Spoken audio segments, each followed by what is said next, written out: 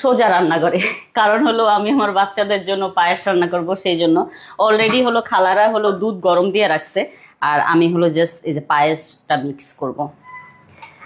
শুনেন, ছোটবেলায় আমার আম্মা আমাদের গরু ছিল, সো আমাদের প্রত্যেকটা ভাই বোনের বার্থডেতে হলো পায়েস রান্না করতো। তখন তার এরকম পায়েস মিক্স পাওয়া যেত না গ্রামে, তো আমি আমার আম্মার থেকে পায়েস বানানো শিখছিলাম। কিন্তু এখন হলো আরো বেশি ইজি হয়ে গেছে লাইফ, এরকম পায়েস মিক্স পাওয়া যায়। গ্যাস লাইটার করে মা। আর এখন ইদানিং এত গ্যাসের সমস্যা চলতেছে, বলার মতো না, তাই না?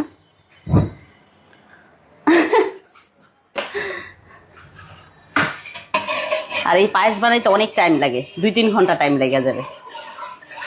এখন অনেকে বলতে পারে 2-3 ঘন্টা লাগবে, হ্যাঁ, কারণ হলো আপনার এই দুধটা মানে একদম ঠিক হয়ে আসতে হবে, প্লাস হলো আপনার এই যে পায়েস মিক্স যেটা দিবেন এটারও তো জিনিসগুলা ভালো করে সিদ্ধ হইতে হবে। বিসমিল্লাহ।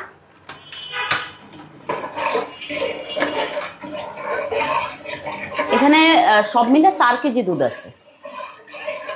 আমাদের ইয়ের সময় কি বলে, জন্মদিনের সময় ভাবে পায়েস রান্না করে আগের দিন রাত্রে রাখতো, পরের দিন হলো আমাদেরকে খাওয়াইতো। সো আমি আমার বাচ্চাদেরকে তাই করি আর কি বেসিক্যালি। বিসমিল্লাহ। তুমি নিজের হাত দিয়ে খাবা? নাও, খাও খাও। পারবা? মাম্মা হেল্প করি, মাম্মা খাওয়াইতে হয় জান, বিসমিল্লাহ বলে বার্থডের দিন। হ্যাপি বার্থডে জান। চলো একটু নাও, একটু নাও। দেখছো ইয়াম্মি, এখন নাও। গুড গার্ল, হ্যাপি বার্থডে জান। বোনকে একটু কিস দাও।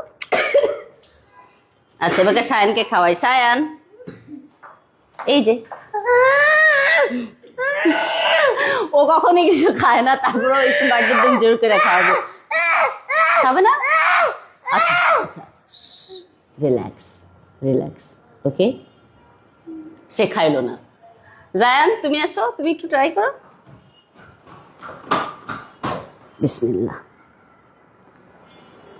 ইয়াম্মি,